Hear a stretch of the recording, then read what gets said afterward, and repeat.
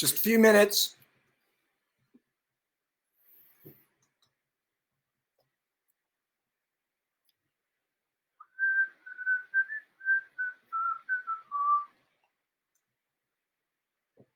Oh, you wretched creature, get back on that screen.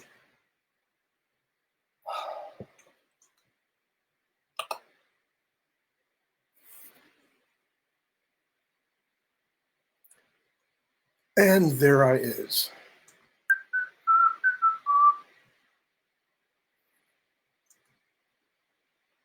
Oh, you wretched creature, get back on that screen.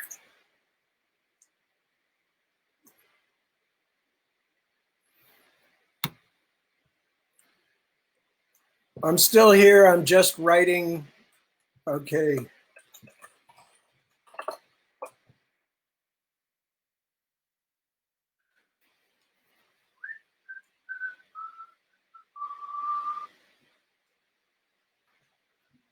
All right. And posts are still uploading. Okay, here we go. Almost there. All right. And let's see if the tweet is tweeted. Art thou tweeted? Tweet. Art thou tweeted? Yes. Yes. Tweeted twice. Oh, that's from last night. That's why. Okay. And hello. And greetings to all of you. And happy Mother's Day. I am in a bit of a, yes, we are there yet. All right. Jerry, all of you guys, stop arguing in the comments column over here. I will turn this live broadcast around and take you right home. Oh, sorry, it's not Father's Day. It's Mother's Day. I'm sorry, I got that wrong. Anyway, couple of quick things first before we start. Again, want to say good evening and greetings and welcome to everybody and happy Mother's Day to those who are celebrating. It is, of course, Mother's Day here in America, well, California, which is kind of part of America. So I wanted to make sure that we got that done. Then a couple of other bits of business before I start.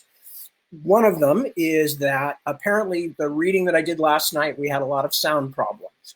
If we have similar sound problems tonight, please let me know. I'll keep my glasses on so I can see. Please drop me a comment and let me know. I have a feeling it was just that the microphone was not where I thought it was, and I was putting a book down on top of it while I was reading from those folks outside of the U.S. time zones. So anyway, so please let me know, but I think it'll be okay. If not, we'll have to start all over again next week. I didn't have time to get a new microphone today or anything. So that's one.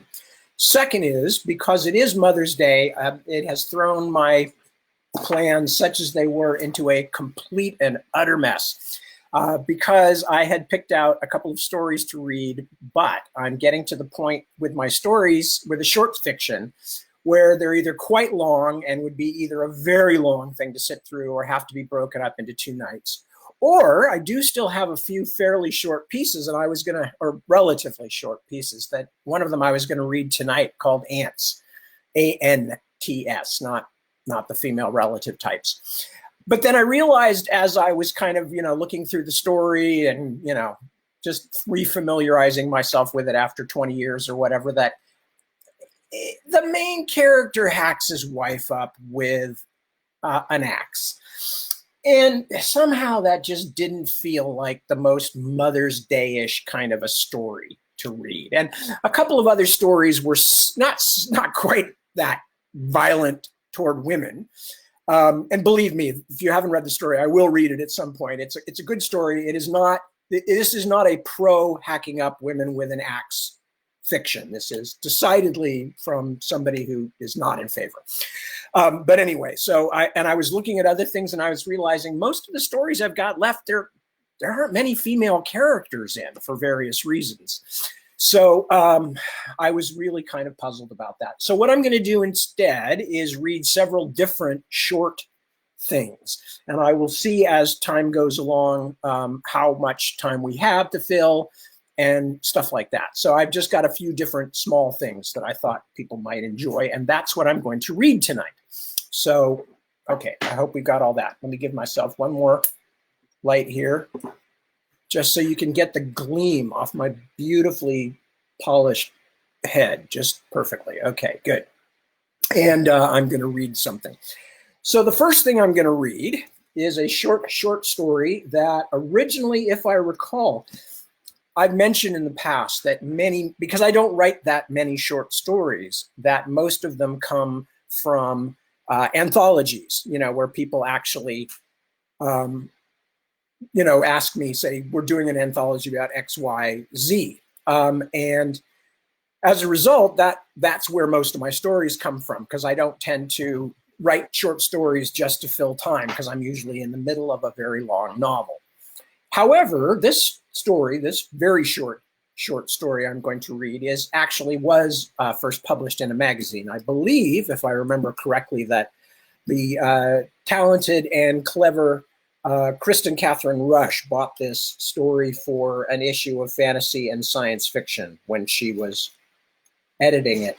This is from my first ever, now quite ancient collection of short fiction, Right, which I've read from before, just because I'm trying to find copies of stories that I don't always have easily to hand. So I keep going back to my own anthologized versions. Oh, one last thing. Actually, I'll just read the introduction, and that will explain a little bit about the truth behind the story, because this is based on, in part, it is based on an actual thing that once existed. The story is called Monsieur Vergalant's Canard. And for those of you who, it's all explained in the introduction. With a story this brief, it wouldn't do to talk about it too long. It's loosely based on a real and, at the time, which was 1739, very famous historical object that did indeed, as hinted here, seem both to eat and eliminate, created by Monsieur Vaucanson in the 18th century, albeit with a more conventional inner mechanism. It might also help readers to know that canard, C-A-N-A-R-D, is both the French word for a duck and also means a trick or a falsehood. Also, the name Vergalant is a bit of a joke too, since it was the nickname of a French king and meant, putting it fairly politely, always ready for some. This is one of the few stories I've ever seen, and then it mentions Fantasy and Science Fiction, Chris Rush. It says, I think I'd been happily reading Roald Dahl's short non-kidlit fiction around the time I wrote this. It certainly reads a bit dollishly to me now. That's true with a lot of my short fiction. I very much like Roald Dahl's short adult stories. Anyway, so again, this is Monsieur Vergalant's Canard. He placed the burnished rosewood box on the table and then went to all the windows in turn, pulling the drapes together, tugging at the edges to make sure no gaps remained. After he had started a fire and set the kettle on the blackened stove, he returned to the table. He opened the box and paused, a smile flickering across his face. The contents of the box gleamed in the candlelight. It was a triumph, Henri, he said loudly. All Paris will be talking about it tomorrow. The best yet. Oh, I wish you could have seen their faces. They were amazed. You are quite a showman, his brother called back, his voice muffled by the intervening wall. And the pretty Comtesse, the one I saw the painting of? Gerard laughed, a deliberately casual sound. Ah, yes, the Comtesse de Buise. Her eyes were as wide as a little girl's. She loved it so much she wanted to take it home with her and keep it as a pet. He laughed again. So beautiful, that one, and so likely to be disappointed, at least in this. He reached into the box and teased free the velvet ties. No one will ever make a pet of my wonderful canard. With the care of a priest handling the sacrament, Gerard Vergalant lifted out the gilded metal duck and set it upright on the table. Eyes narrowed, he took his kerchief from the pocket of his well-cut, but ever so slightly threadbare coat, and dusted the duck's feathers and buffed its gleaming bill. He paid particular attention, to polishing the glass eyes, which seemed almost more real than those of a living bird. The duck was indeed a magnificent thing, a little smaller than life size, shaped with an intricacy of detail that made every golden feather a sculpture unto itself. The teapot chuffed faintly. Vergalon repocketed his kerchief and went to it. Indeed, you should have seen them, Henri, he called. Old Guinaud, the Marquis, he was most dismissive at first, the doddering fool. In my youth, I saw the broad nightingales of Constantinople, he says, and waves his hand in that if you must bore me way he has. In his youth, he watched them build the hanging gardens of Babylon, doddering fool. Gerard poured the water into a teacup with a small chip in the handle, then a little more in a bowl, which he set on the table. The old bastard went on and on, telling everyone about clockwork movement, how the emperor's nightingales would lift their wings up and down and swivel their heads. But when my duck walked, they all sat up. He grinned at the memory of triumph. None of them expected it to look so real. When it swam, one of the ladies became faint and had to be taken out into the garden. And when it devoured the pile of oats I set on the table before it, even Guinaud could not keep the astonishment from his face. I'm always sorry I cannot see your performances, Gerard, his brother called, straining slightly to make himself heard. I am sure that you are very elegant and clever. You always are. It is true that no matter how splendid the object is, Vergalon said thoughtfully, it is always more respected when presented in an attractive manner, especially by the ladies. They do not like their entertainment rough.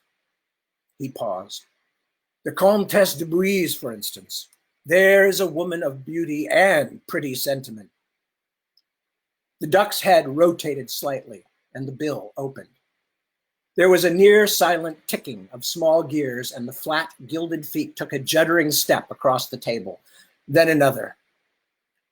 If you please, Henri was apologetic.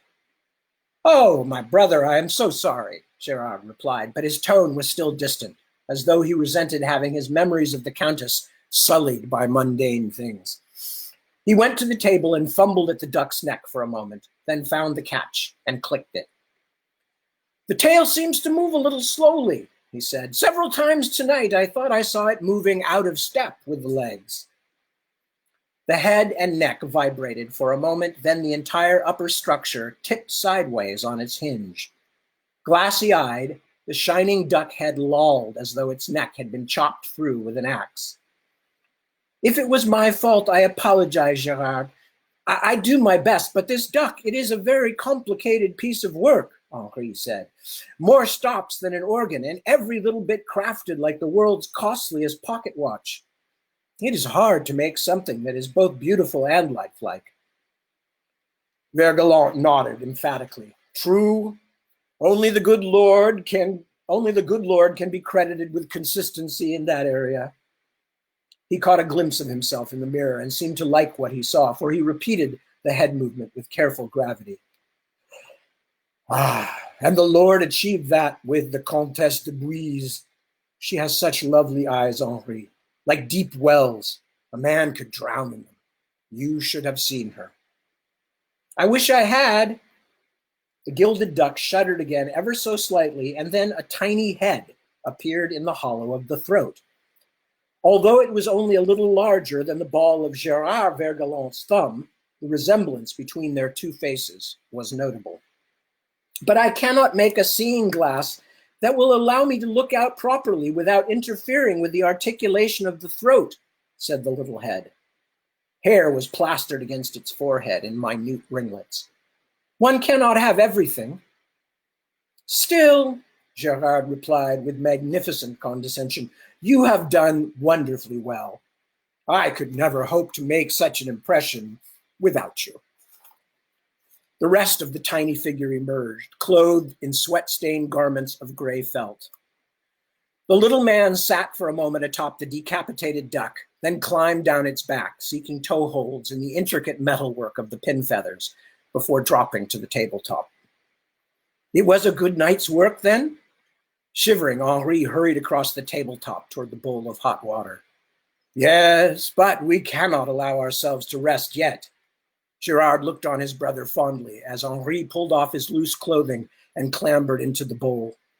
No, no, do not be alarmed. Take your bath. You have earned it. But we do need to develop some new tricks.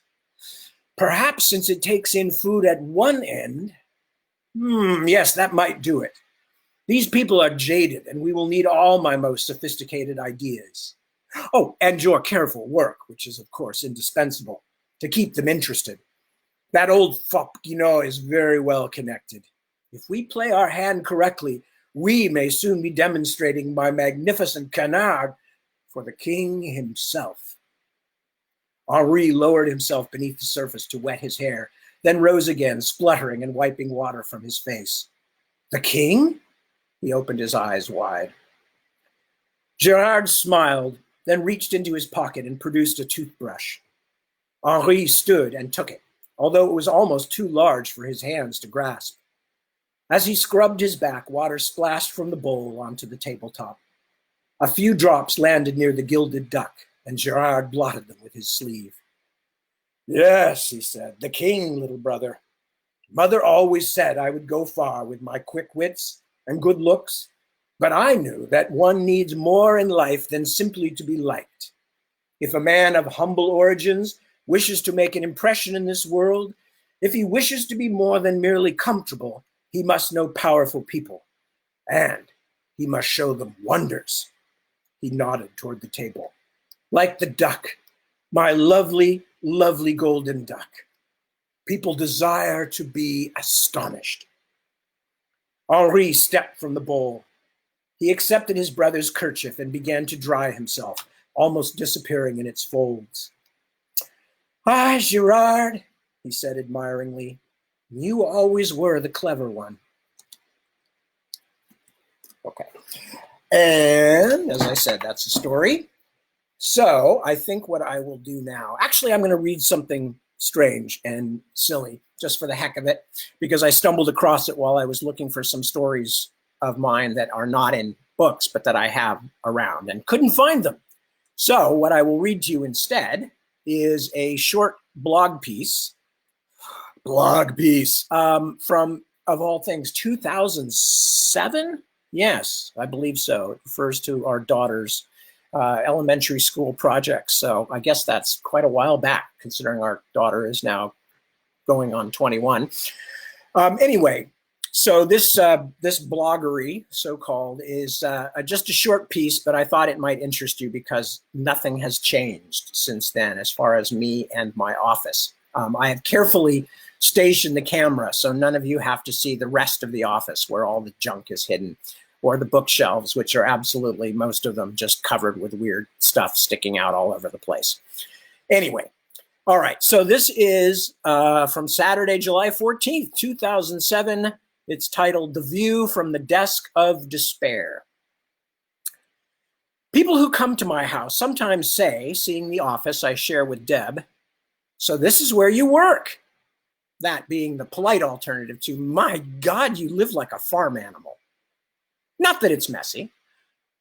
Okay, it's messy.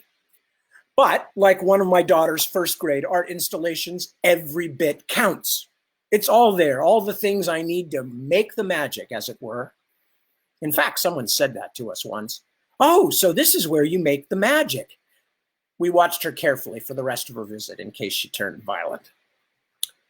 I have a cheap IKEA desk that's basically two planes, a desk and a little desky shelfy thing above it. Many of my important, one might say, totemic objects are on that top bit. By the way, interjecting here in the 2020 COVID-19 future from this, I still have the same desk. It's still the cheap IKEA piece of crap. I've got different stuff on it now, mostly, but it's still basically the same cheap crap desk from that I had in 2007. Anyway, so many of my important, one might even say totemic objects are on that top bit of the desk. And here's the list of some of them. Statue of Ganesha with dangling Christmas tree ornament, daughter's artistic emendation, or perhaps her subtle religious comment. Linda Berry cartoon octopus that says yes on its forehead. Tiny statue of the Red Skull, Captain America's villain, in a trench coat, standing on top of the desk clock, which I need so I can tell what time it is when I can't find any of the clocks on my computer screen. Aquaman snow globe, now with added irony because they canceled the series while I was writing it. Bowl of sea monkeys, colony now about a year old, recently replenished with out-of-town talent from the toy store. I'll tell you a quick thing about sea monkeys after this. When you move down to the desk level, things get a little unkempt, I'll admit it. Much of the stuff itself changes from day to day, but there's usually several piles of it. An archaeological layering of kipple, to use a good old science fiction word coined by Philip K. Dick, which yields interesting insights with study, or not. I've got a pile of Teen Titans graphic novels waiting to be shelved. I was researching Cyborg for a comic. A bunch of stuff about the Winchester Mystery House for the Ordinary Farm books. Several huge piles of favorite CDs. The Who, Live at Leeds, Lonnie Johnson, Bjork, Outcast, War, Fountains of Wayne, Bowie, Gorillaz, Blind Lemon Jefferson, Elvis Costello, that I'm dumping onto my computer for transfer to my Magic Jesus phone. Oops, I mean iPhone. Yes, I bought one, although I waited until I didn't have to line up or call in first. German textbooks. I'm learning. Scott McCloud book on comics. Tiny pig statue. Bass guitar chord. Malox tablets. Piles of receipts. Stuff from WesterCon, which I just attended not too long ago. Yes, I should have that stuff off my desk by now. Screwdriver, regular size. Little tiny screwdriver to fix glasses. Various glasses, vice grip pliers, in case something needs to be gripped viciously, I guess. See, any tool which anyone leaves in the house, someone brings it and puts it on my desk because I'm the Lord of Tools. Yeah, not much of a title, I know, and also probably all too true. Continuing with the list, various art projects. My daughter makes so many of them that she winds up putting about half of them on my desk for me to do something with. My drawers runneth over. There's another unfortunate phrase. Man, this blogging stuff is hard. Xeroxed Aquaman art from Sean McManus. Box of Mystery Science Theater DVDs waiting to find a place outside the bedroom safe from my kids. And about 7 zillion pieces of paper with things scribbled on them.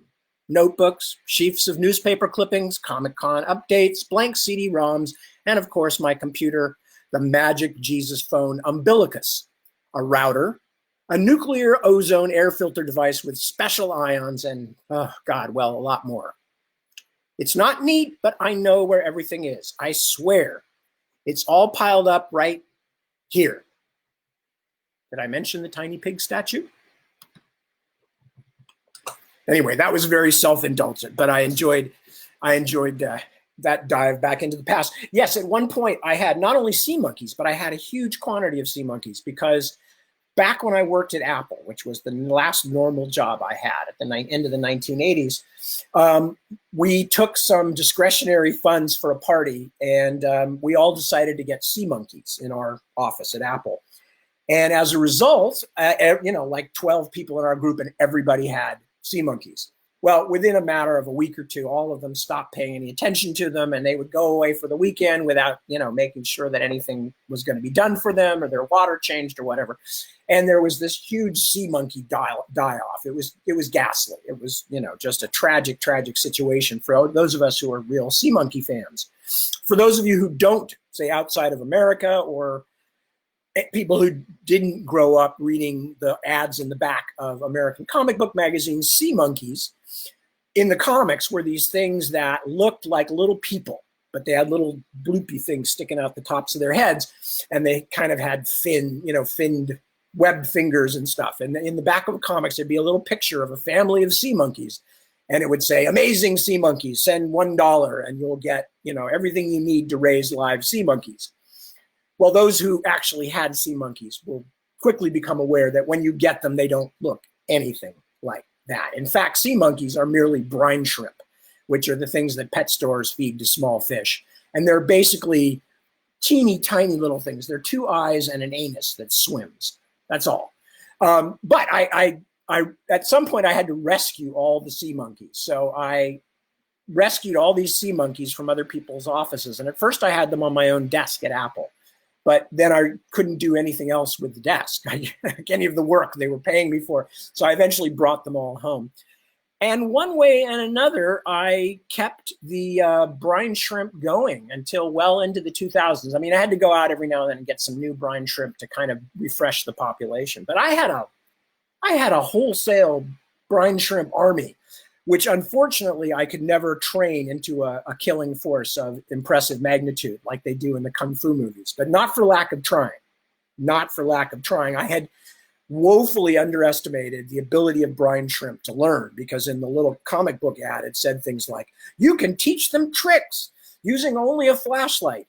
And what I should have looked at more carefully was the little trick that they listed, which is teach them to ride on each other like a cowboy on a pony. Well, that was brine shrimp sex they were talking about. And it's not pretty, even if you play Gene Autry songs and whisper yippee-ki-yo to yourself while you're watching them. It's just brine shrimp humping. So anyway, so the brine shrimp, long story, but I did have brine shrimp for many, many years. My sea monkey carnival circus Levittown eventually finally got past the point where I could resurrect it anymore. And I got rid of my brine shrimp. But I had a good 10, 15 year stretch there at least of brine shrimp. Okay, now that I read about the brine shrimp, I'm going to read another short story, and then, time permitting, which I think it will be, I'm going to read an excerpt from one of my novels. But this is another very, very short story. I don't know why it felt appropriate, but I think it's a family story, and I think that's why it's appropriate.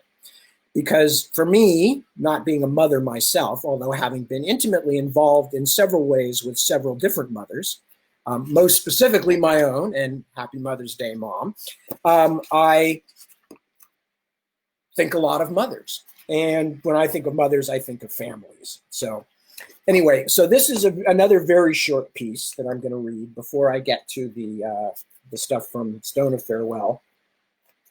And this short story is called A Fish Between Three Friends. And it was one of the few stories I've ever written that was generated by absolutely nothing.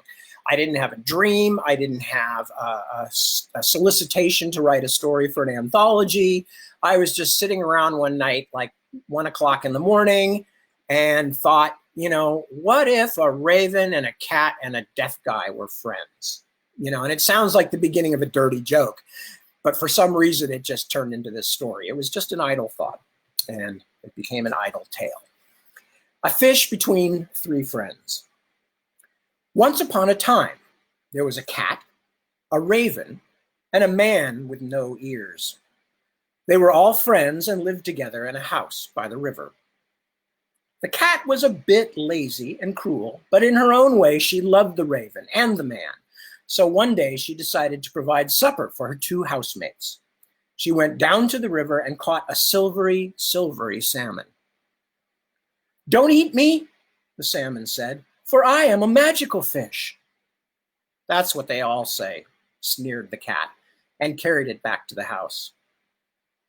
The cat waited a while for her friends to come home, but soon grew bored and restless, and left the fish on the table while she went out to see if any mice were rustling in the grassy meadow behind the house. While she was gone, the man came back from working in the field, wondering what he would have for dinner. As he walked to the table, the fish, still alive but gasping in the unfamiliar air, called out, "Sir, sir, I am a magical fish. I will give you 3 wishes if you spare my life." But of course the man had no ears and could not hear the fish's entreaties. He saw only a handsome silver fish flopping on the table, its mouth opening and closing. "How lucky I am," he thought. "It must have jumped a great jump all the way from the river onto our table." He went to prepare the oven to cook the fish. While he was bending over the oven, laying the kindling, the raven came into the house. "Kind bird," the fish gasped, its voice very faint now, "if you will only save me, I will grant you 3 wishes, for I am a magical fish." Said the raven, perching on the table beside it. "Are you now?" He looked at the fish flopping on the table. then at the man who was bending over the oven, all unaware that the raven had come home. "So, if I spare your life, you will grant 3 wishes?" the raven asked. I will, said the fish, "gladly." Said the raven. "Well, I could ask as one wish that you give the man back his ears so he could hear again. But then, instead of admiring my black and glossy wings, he would mark that my voice was harsh, and would also hear the cruel things that the people in the village say about him for keeping company with only a bird and a cat." The raven thought. The fish flopped. "And I could wish for the cat to be a little less lazy and a little less cruel, for then she might live a better life and one day go to heaven. But a kind cat might not catch mice, and she would starve. And so would I, since there would be no leavings. And the mice would eat the man's grain, and he too would starve. And in any case, I do not believe that cats are welcomed in heaven." The raven considered a bit more. "Now, it is possible that even though I cannot change my friends in a way that will make them happy, I might find a way to use a wish for myself. But what are the things that I need?"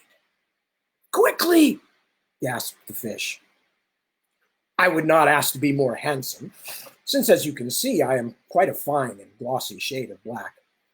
And although we ravens are not known for our fine singing voices, my only friends are a man who cannot hear and a cat who listens to nothing except her own whims, so I do not suffer from my harsh croaking. Neither do I wish for gold or silver or gems, for I have no hands in which to carry them, nor anywhere to keep them. Here they would draw robbers like flies to carrion, and we would spend all our time trying to protect these valuables." The raven walked across the table and stood over the fish, which rolled its eye piteously. "In fact," the bird said, "we 3 have all that we need here, and all that we lack is a fish dinner, which is you. We might wish for 3 more such as you, but that would make you a murderer of your own kind, and then you would certainly be denied heaven yourself. I could not do that to you. Everyone knows that we ravens are kind-hearted birds." So he left the fish thrashing on the table, although the thrashing had almost ceased, and flew to the back of the man's chair to wait for the meal. And by the time the cat came back from the meadow, the man had cooked his part of the fish, the raven was chewing happily on the bones, and the cat, as founder of the feast, found the head and tail and a strip of good raw red flesh laid out for her on the table. As she purringly devoured the salmon, the cat said offhandedly, "The fool fish claimed he was magical." "Really?" said the raven. "Well, I imagine that's what they all say." "Indeed," said the cat, "I have never believed one yet." And although the man could not hear what his friends were saying, he smiled anyway. Okay, so I'm assuming that there is nothing, nobody is talking about there being any problems with the sound this time, so I'm assuming that I have discerned the problem and that the problem is in fact, as I suspected, just what I thought it was, which is that I was screwing up by bashing on the mic. Okay, so I am going to read this time instead of another short story, because again, I've got a lot of things that are either very long or they're full of violence and unpleasantness. But I think I'm going to read, this is one of my, it's shameful to say this, but I'm a writer. This is what I do for a living. And there are parts of my own work that I say, oh, I'm proud of that. It's like when you hit, get a hit in baseball in a crucial, runners on base tie game situation or something, you get interviewed afterwards and you go, yeah, well, like I was just trying really hard and I think I hit it. I think I hit it good and, blah, blah, blah. That's how I feel about this section of this story. So I'm just going to read it. It's about 10 pages. But the significance of this, for those who don't know these books, this is Stone of Farewell. It's the second book of the Dragonbone Chair the trilogy called Memory, Sorrow, and Thorn. It's the Dragonbone Chair, Stone of Farewell, and then To Green Angel Tower, which is like one of the longest books ever written and had to be published as 2 paperbacks. There's really only 2 characters in here you need to know. One of them is Aditu. Aditu is a Sitha. She is of the Scythi race. They are the closest things to elves or fairy people that are in these books, although they're a bit more serious and Tolkienian than the sort of fairy and elf folk you find in a lot of fiction. She and the other one is Simon, and Simon is the young hero of the book who starts out as a kitchen worker, a scullion, as the old word goes, and he has had many adventures to this point, and he has met Aditu's brother Jariki and saved Jariki's life. So the Scythi owe him big time, basically. So what's going on in this is Simon has been wandering in the forest, lost from the rest of his friends. He survived a fight with a dragon. He's been burned by dragon's blood, which is why he has this white streak in his hair, you can perhaps see. And he has been basically so hungry and so cold that he was on the verge of death. And just at the last moment, Aditu, this lovely, clever, but much older than Simon, young fairy woman has come to save him. And at the beginning of this chapter, which is called Through the Summer Gate, she is leading him to the place where the Scythi now live in the forest. And that's what's going on. So I'm just going to read this section. Through the Summer Gate.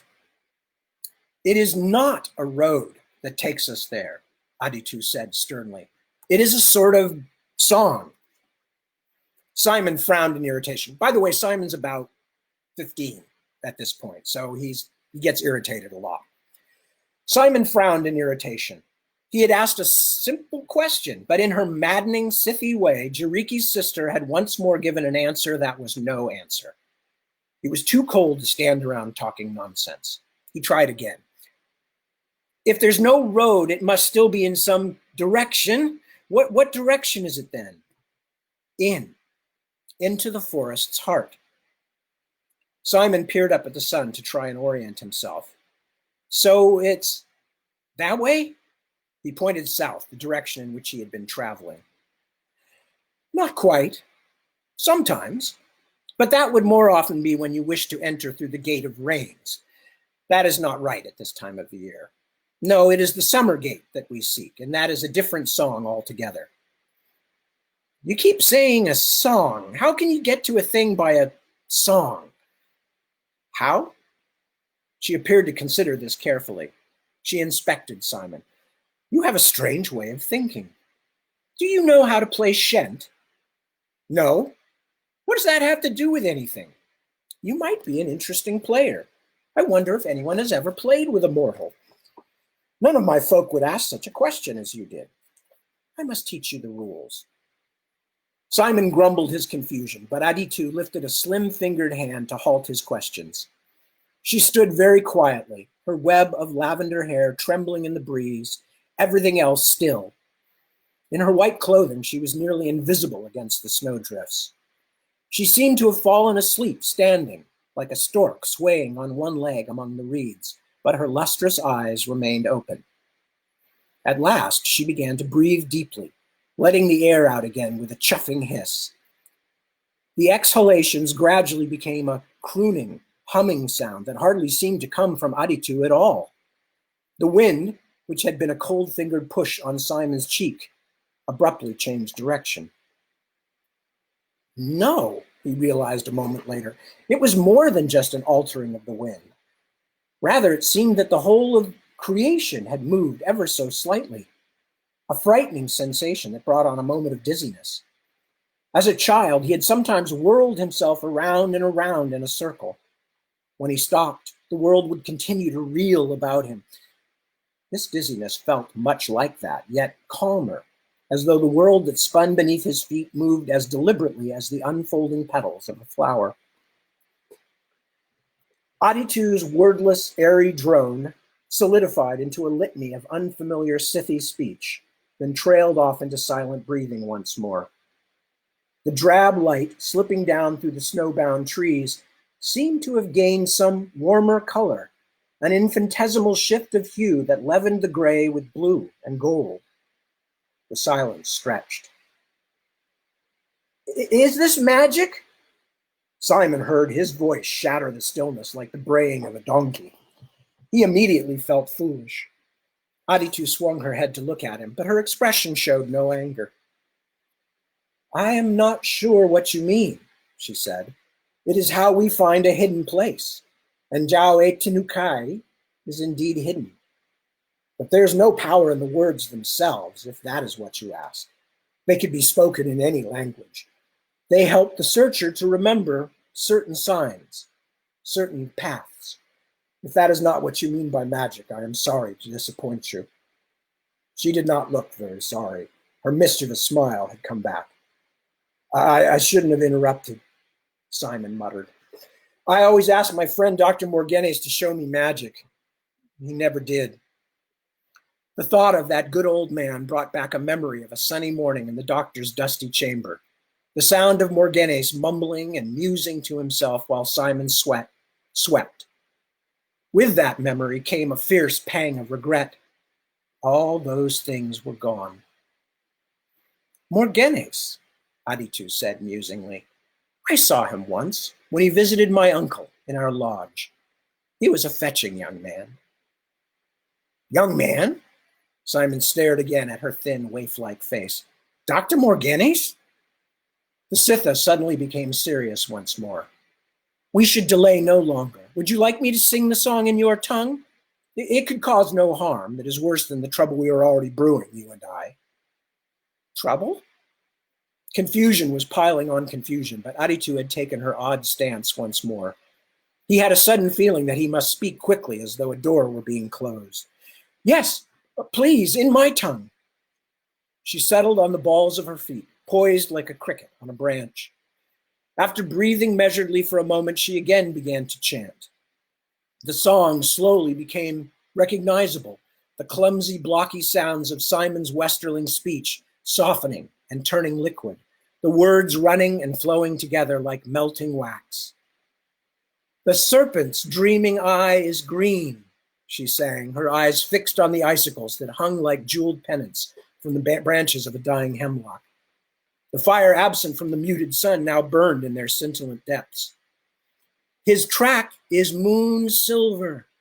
Only the woman with a net can see the secret places that he goes. Aditu's hand drifted out from her side and hung in the air for a long moment before Simon realized that he was expected to take it. He grasped her fingers in his gloved hand, but she pulled free. For a moment, he thought he had guessed wrong, that he had forced some unwanted, oafish intimacy on this golden-eyed creature. But as her fingers flexed impatiently, he realized in a rush of confusing feelings that she wanted his bare hand. He pulled his leather mitten off with his teeth and clasped her slender wrist with fingers warm and moist from their residence in the glove. She gently but firmly pulled her wrist away, this time sliding her hand against his own. Her cool fingers curled around his. With a head shake, like a cat awakened from a nap, she repeated the words she had sung. The serpent's dreaming eye is green. His track is moon silver. Only the woman with a net can see the secret places that he goes. Aditu led him forward, ducking beneath the hemlock bough and its burden of icicles. The stiff, snow-salted breeze that clawed at his face brought tears into Simon's eyes. The forest before him was suddenly distorted, as though he were trapped inside one of the icicles, staring out. He heard his boots crunching in the snow, but it seemed to be happening at a great distance, as though his head floated treetop high. Windchild wears an indigo crown, Aditu crooned.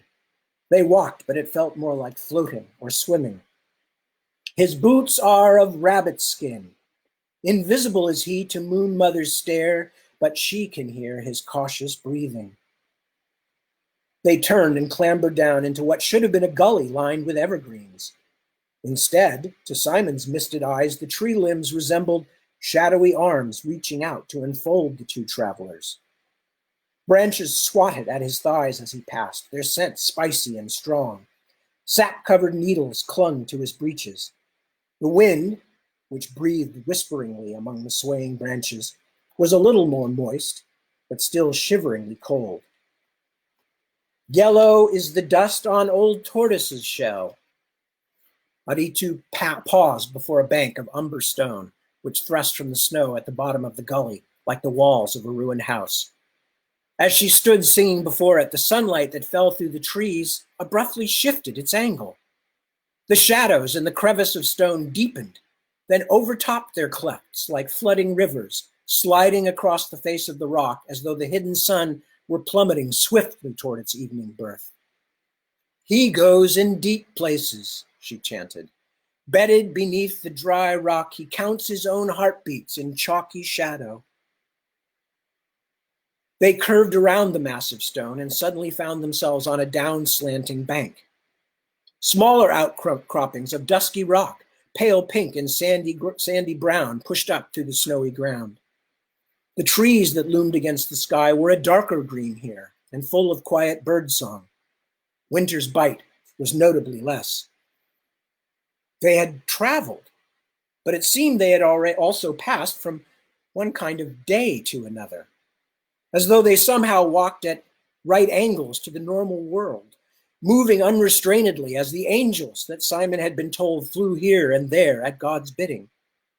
But how could that be?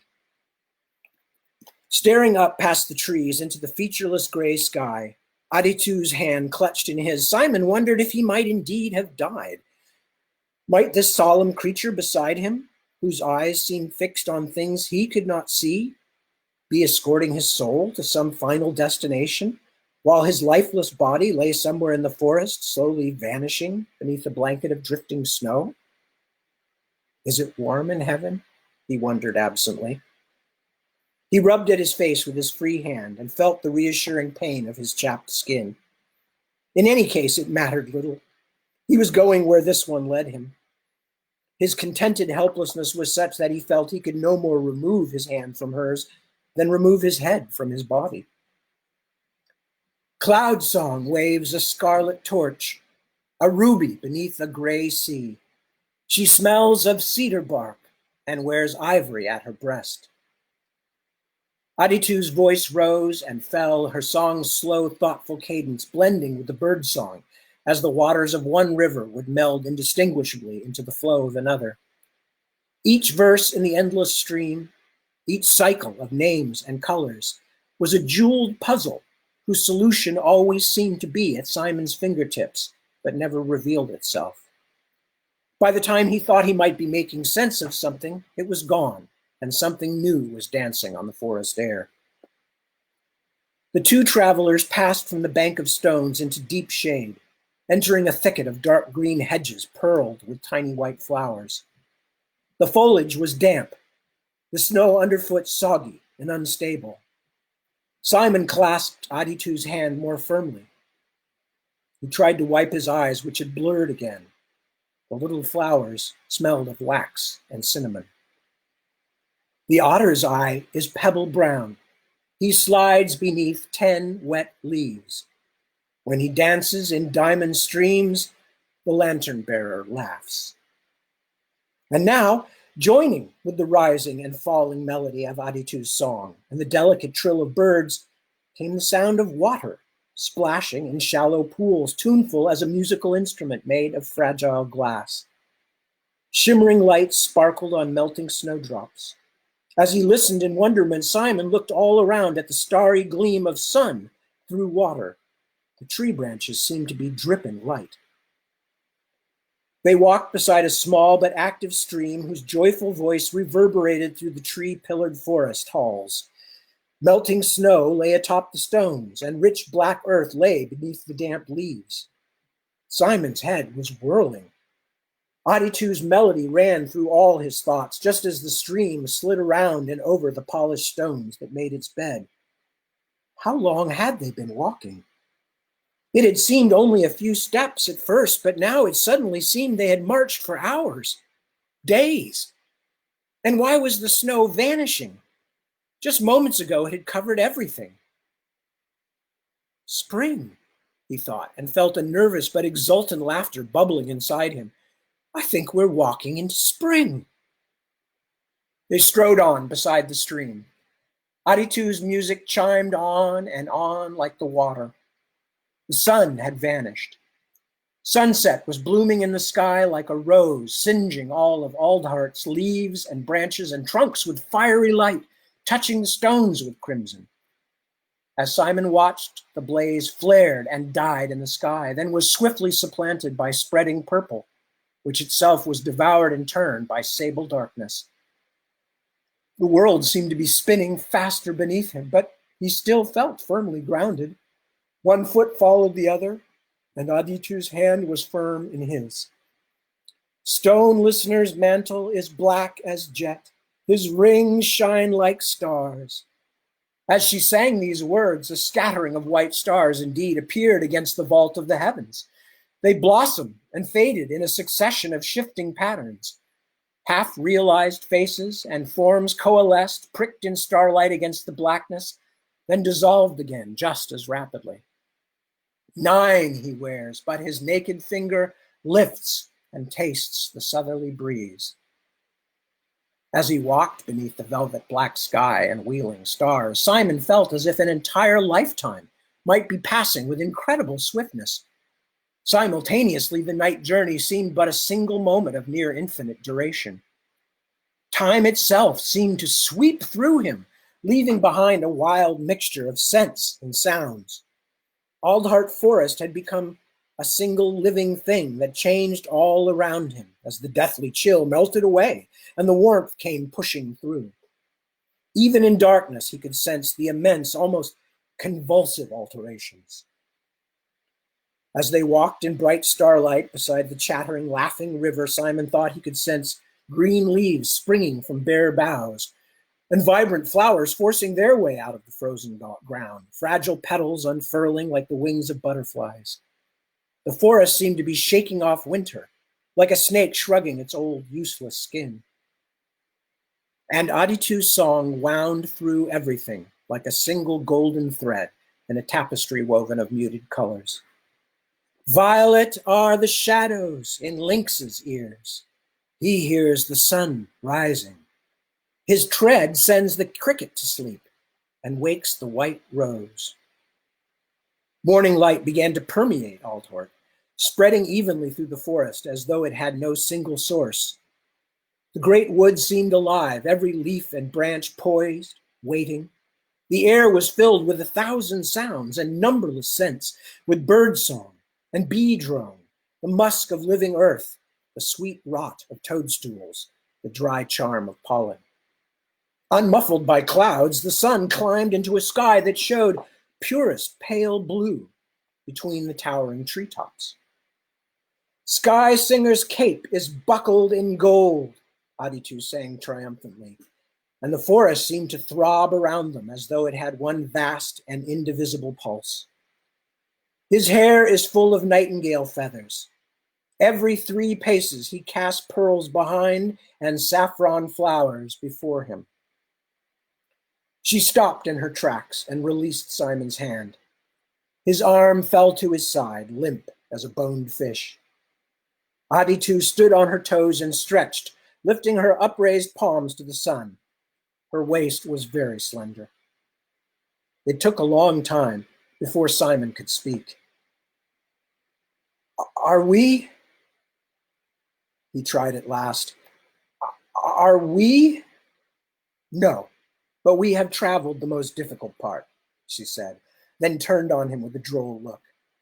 I thought you would break my hand. You clutched so hard. Simon remembered her calm, strong grip and thought how unlikely that was. He smiled dazedly, shaking his head. I have never... He couldn't make the words come. How far have we gone? She seemed to find this a surprising question and thought hard for a moment. Quite far into the forest, she said at last. Quite far in. Did you make the winter go away by magic? He asked, turning in a stumbling circle. On all sides, the snow was gone. The morning light knifed down through the trees and splashed on the crush of damp leaves underfoot. A spider web quivered, a fire in a column of sunlight. The winter has not gone away, she said. We have gone away from the winter. What? The winter you speak of is false, as you know. Here in the forest, True Heart is a place the storm and cold have not penetrated. Simon thought he understood what she was saying. So you are keeping the winter away by magic? Aditu frowned. That word again. Here the world dances its true dance. That which would change such a truth is magic. Dangerous magic, or so it seems to me. She turned away, obviously tiring of the subject. There was little of imposture in Aditu's character, at least when it was a matter of her time being wasted in niceties. We are almost there now, so there is no need to rest. Are you hungry or thirsty? Simon realized that he was ravenous, as if he had not eaten for days. Yes, both. Without another word, Aditu slipped between the trees and vanished, leaving Simon standing alone by the stream. Stay, she called, her voice echoing so that it seemed to come from every side at once. A few moments later, she reappeared with a reddish sphere held delicately in each hand. Kraile, she said. Sun fruits. Eat them. The first sun fruit proved sweet and full of yellowy juice, with a spicy aftertaste that made him quickly bite into the second. By the time he had finished both, his hunger was pleasantly blunted. Now, come, she said. I would like to reach Shao Irigu by noon today. What's Shao Irigu? And what day is it today, anyway? Aditu looked annoyed, as if such a mundane expression could be said to exist on so exotic a face. Shao Irigu is the summer gate, of course. As for the other, I cannot do all the measurements. That is for those like first grandmother. I think you have a moon span you call Anitul. Anitul is a month, yes. That is as much as I can say. It is that month by your reckoning. Now it was Simon's turn to be annoyed. He could have told her that much himself, although months did tend to sneak past when one was on the road. What he had been hoping to discover in a roundabout way was how long it had taken them to get here. It would have been easy to ask straight out, of course, but somehow he knew that the answer Aditu gave him would not be very satisfying. The Sitha woman moved forward. Simon scrambled after her. Despite his irritation, he more than half hoped that she would ask for his hand again, but that part of the journey seemed to be over. Aditu picked her way down the slope beside the stream without looking back to see if he was following. Nearly deafened by the cheerful cacophony of birds in the trees overhead, bewildered by all that had happened, Simon opened his mouth to complain about her evasions, then stopped suddenly in his tracks, shamed by his own short-sightedness. His weariness and crossness abruptly fell away, as though he had sloughed off a heavy blanket of snow dragged with him out of winter. This was a wild sort of magic, whatever Aditu said.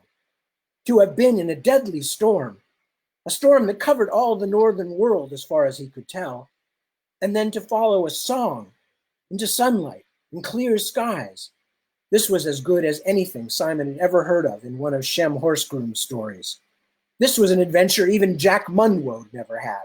Simon, the scullion, was going to the kingdom of the fair folk. He hastened after her, chortling. Aditu looked back at him curiously. And it's a long read till the end of this section. So what I will do instead to finish up, anyway, so that was from Stone of Farewell. And I'm assuming, let's see here, if I've got, right, this is the paperback copy. Well, that's frustrating. Let me see. I haven't gone away, don't worry. Okay, so the very last, and it's just a sentence or two that I'm going to read,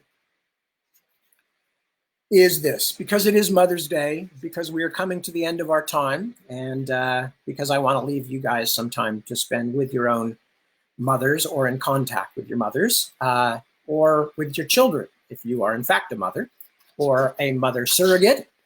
And I say that advisedly because we are not only parents to two actual children that we made the old-fashioned way, but we have two, I guess you'd call foster. They're not children anymore. They're both young adults, but we have two fosters as well. So we know there's many, many kinds of parenting and many, many kinds of being the younger part of that dyad of parent and child.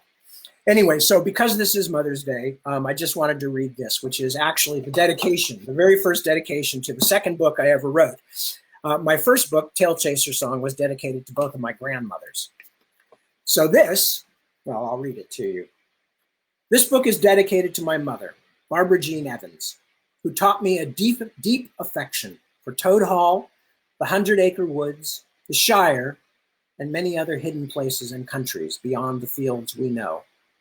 She also induced in me a lifelong desire to make my own discoveries and to share them with others. I wish to share this book with her. And so with that, I will say goodnight to all of you and thank you for joining me. Happy Mother's Day to all. Keep taking good care of yourself and others, because we will eventually beat this stuff and things will get better, and we don't want to mess stuff up when we'll want it again. You know what I mean? So don't kill your friends and relatives by playing games. Stay home when you can. Go out carefully when you do. Observe all the right stuff. I've got my parents, my own dear parents, are still healthy and doing well, but they're susceptible. We've got people in our household and among our friends who are susceptible, and we are very grateful for those who are helping us to keep them and all of us safe. So once again, I will talk to you next week, and I will have something to read then. I may read you one long thing next week, or I may read you something nasty, short, and brutish, depending on what it feels like. But I didn't think that would be appropriate for Mother's Day. So once again, thank you all very much, and much love to everybody from our house to your house. And Mom, thank you for everything. Dad, you too, even though it's not your day, you count also. No question about it. Much love. Happy Mother's Day.